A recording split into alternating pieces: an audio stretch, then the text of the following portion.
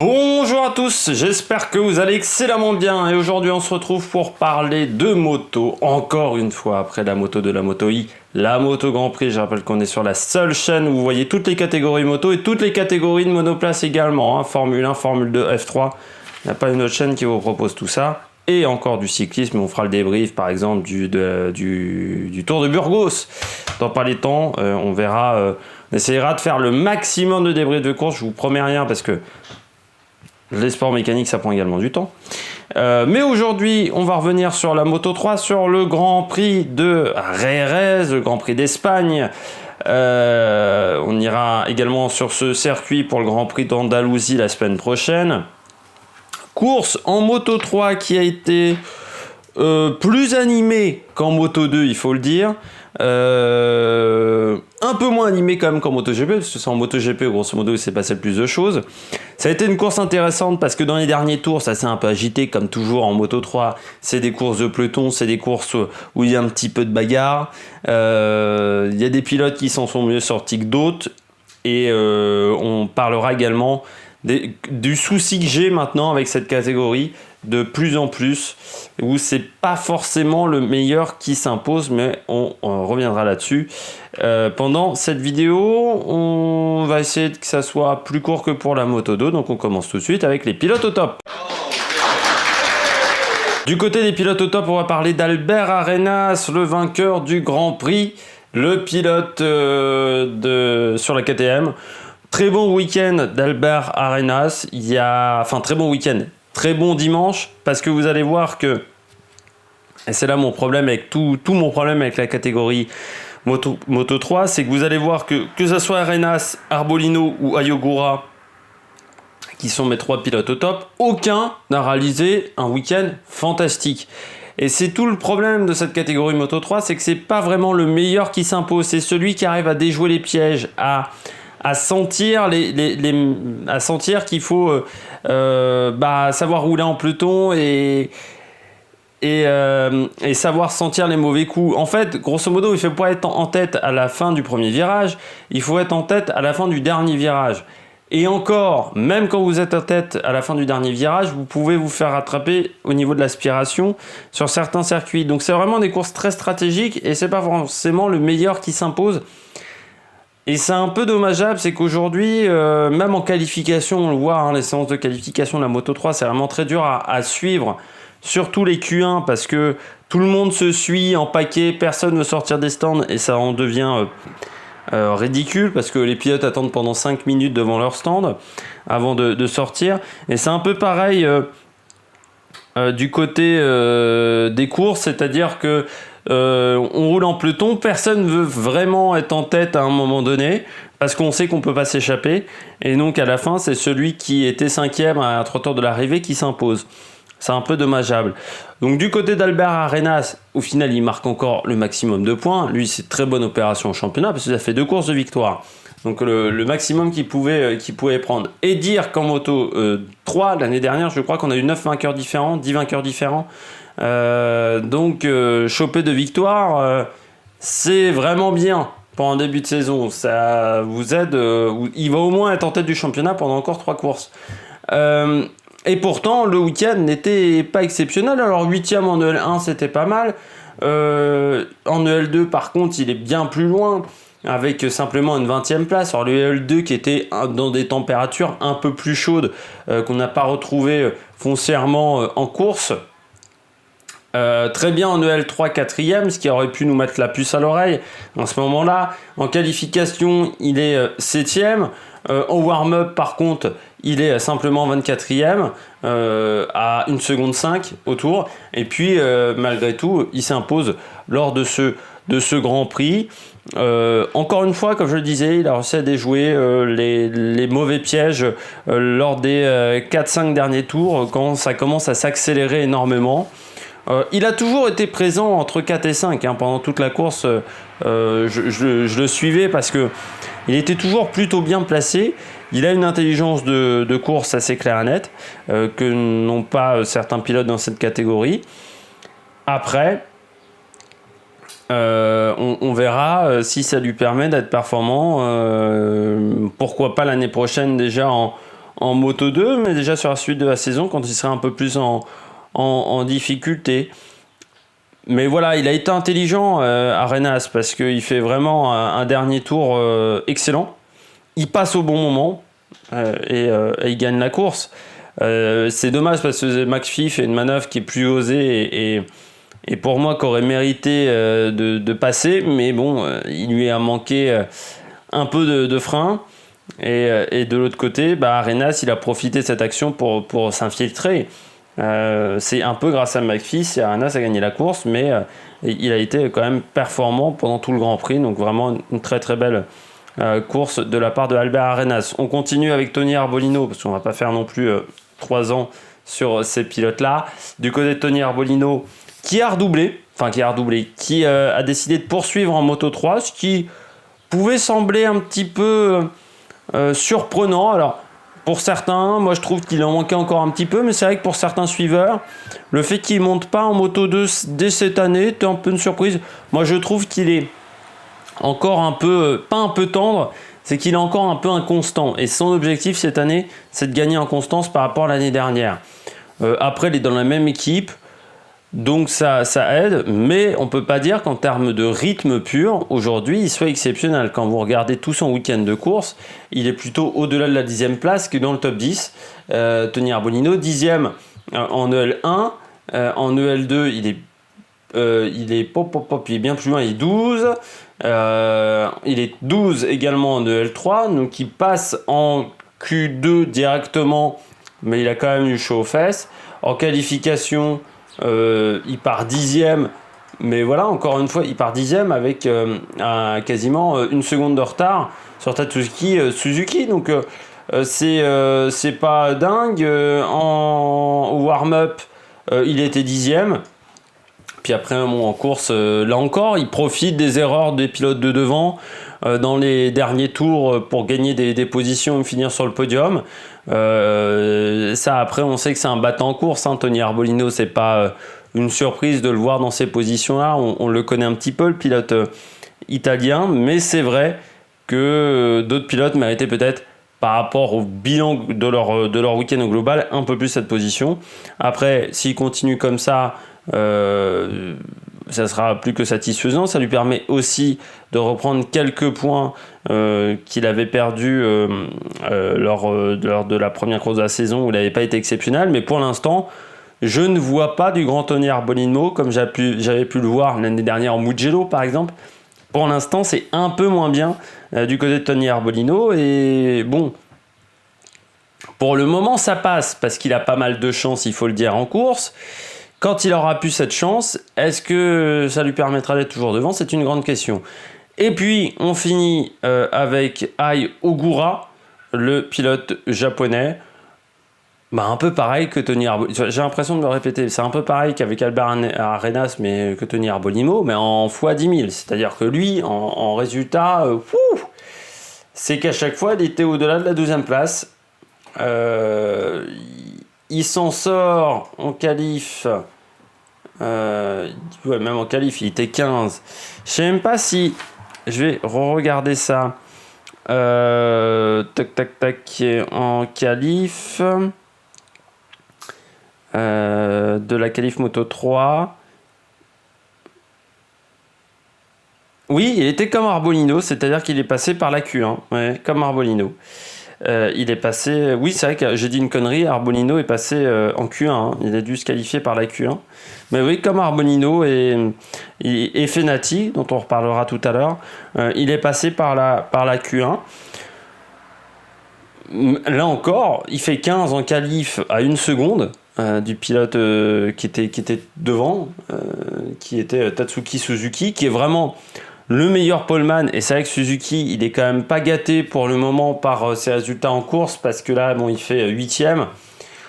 Déjà au Qatar, où il avait été largement devant en qualification et il n'avait pas forcément fini très bien en course.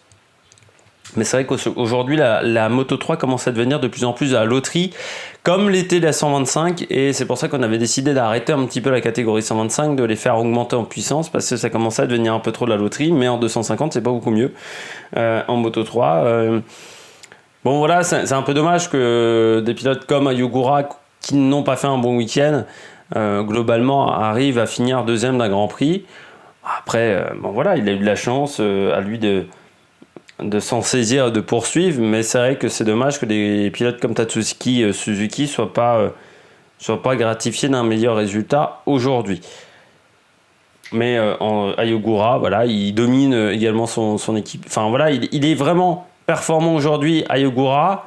Du côté des pilotes japonais, il est, je pense, plus performant que Kaito Toba ou qu'un Sasaki. Après, par rapport à un Tatsuki Suzuki, moi je trouve qu'il a un peu moins de talent, mais il est aussi un peu plus jeune, et puis il connaît un peu moins l'Europe que Tatsuki Suzuki, qui est arrivé très vite chez Paolo Simoncelli dans l'équipe 658. Nous savons depuis l'année dernière déjà été dans cette équipe-là, et c'est un pilote qui parle extrêmement bien italien, par exemple.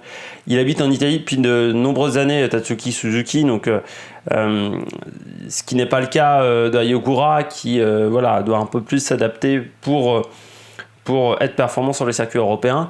Malgré tout, bon week-end d'Ayogura en course, bonne course d'Ayogura, et qu'il continue comme ça sur le week-end à venir, vu que c'est comme ça que ça fonctionne également la Moto 3.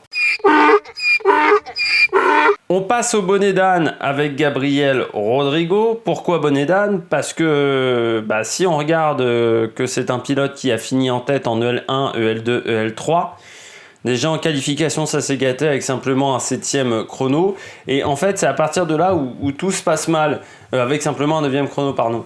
À partir de là j'ai envie de dire que dans les moments où ça comptait, il n'a pas réussi à être performant, Gabriel Rodrigo, et ça avait déjà été un peu le cas au Qatar, c'est assez régulièrement le cas. C'est-à-dire que c'est un pilote qui est capable d'être très performant sur un tour rapide, mais en rythme de course, pour le moment, il n'a jamais réussi à nous sortir une course fantastique, Gabriel Rodrigo. C'est-à-dire, moi je suis souvent déçu par Gabriel Rodrigo, il ne m'a jamais vraiment émerveillé en course. Et là encore, il a été derrière en deuxième rideau pendant toute la course, c'est-à-dire on ne le voit pas se battre aux avant-postes, contrairement à Albert Arenas, contrairement à Andrea Mignot qui s'est battu aux avant-postes. Minot et Vietti se sont battus aux avant-postes pendant quasiment tout le week-end. Lui, il est un ton en dessous de ces pilotes-là au final en course, alors qu'en essai, il arrivait à être largement devant eux. Donc c'est frustrant pour un pilote comme Rodrigo, et c'est vrai que je trouve qu'il est encore un peu tendre.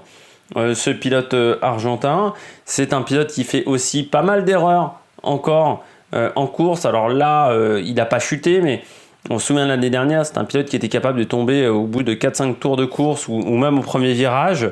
Donc c'est vrai que là, Gabriel Rodrigo, on attend quand même mieux de lui aujourd'hui, et il a du mal à passer un step, Gabriel Rodrigo, et c'est bien dommage.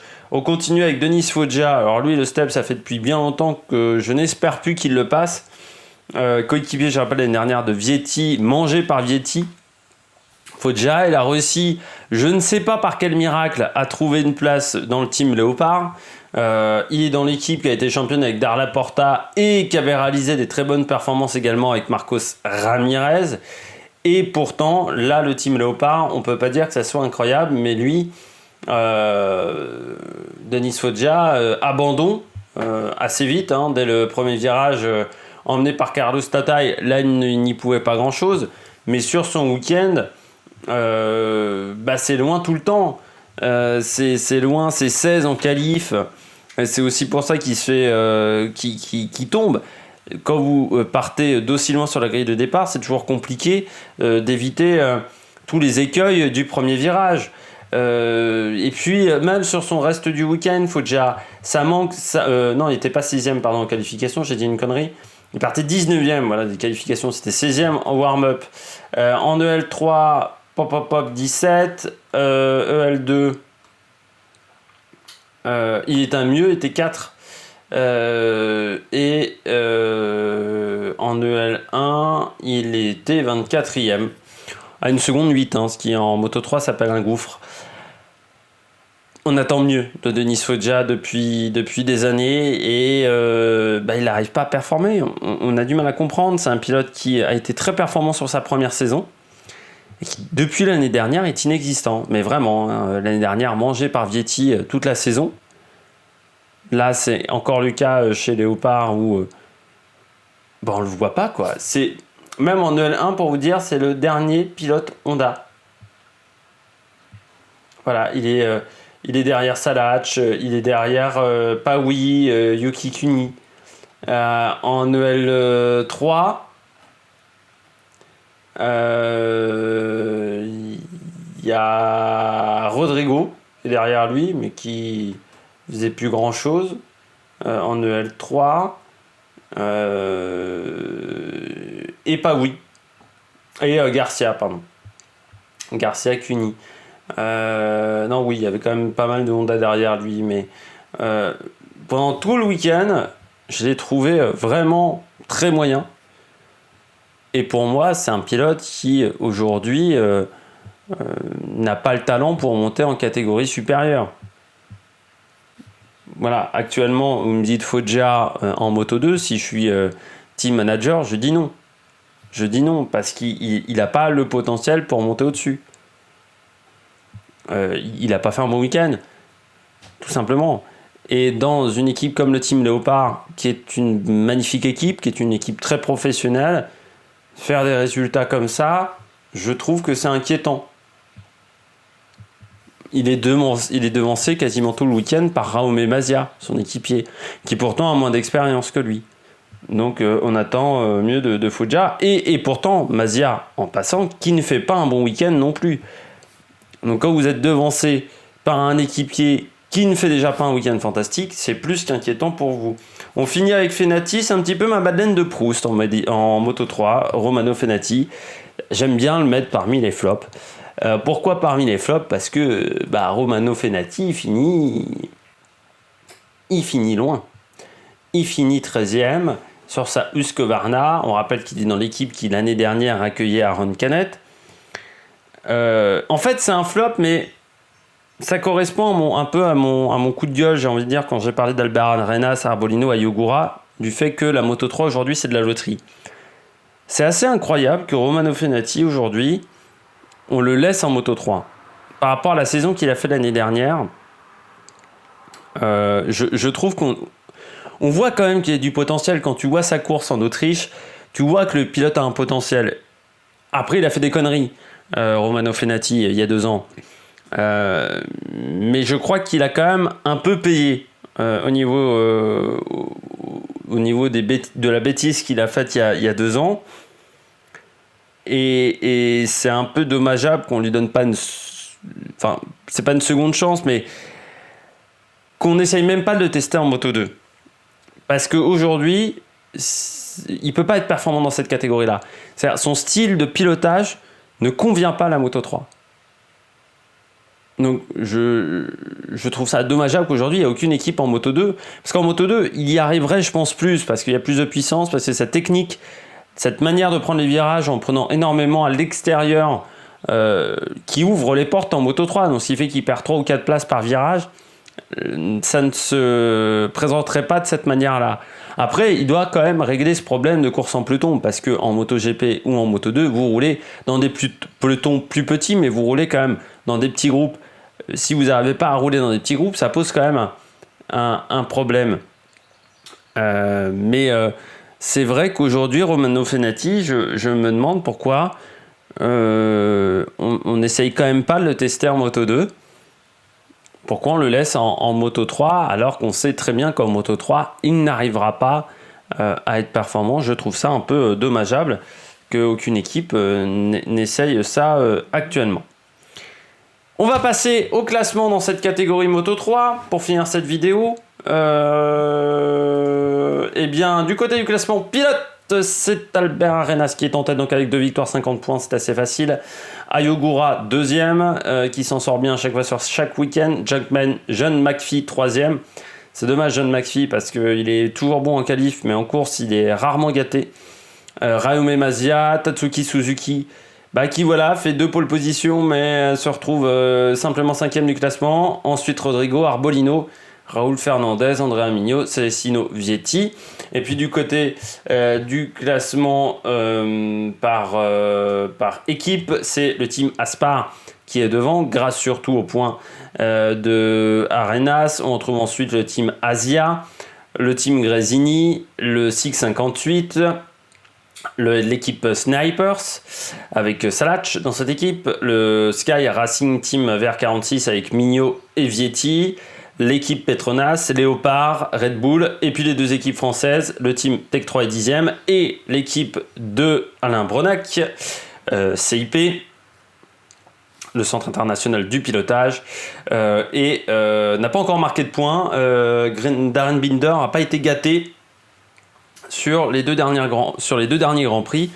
Pilote qui fait toujours du spectacle, et heureusement qu'il est là, Darren Binder, pour proposer ce spectacle avec des freinages assez incroyables. Mais c'est vrai que c'est un pilote encore trop fougueux pour moi pour monter dans les catégories supérieures. J'espère que vous avez aimé cette vidéo. N'hésitez pas à vous abonner, n'hésitez pas à réagir dans les commentaires, n'hésitez pas à mettre un pouce bleu. Et puis nous, on se retrouve pour de nouvelles aventures sur l'Amérique Production. Ciao, ciao!